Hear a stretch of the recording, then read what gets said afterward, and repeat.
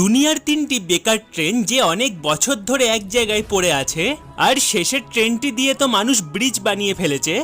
Number 1, Eurostar train.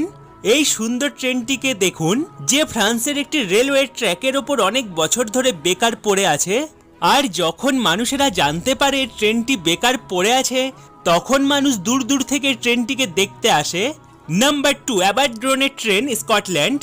জঙ্গলের মাঝে অনেক বছর ধরে পড়ে থাকা এই ট্রেনটিকে দেখে আপনারা অবাক হয়ে যাবেন, কারণ এই ট্রেনের কিছু ডাব্বা রেল লাইনের ওপরে রয়েছে আর কিছু ডাব্বা রেল লাইনের বাইরে।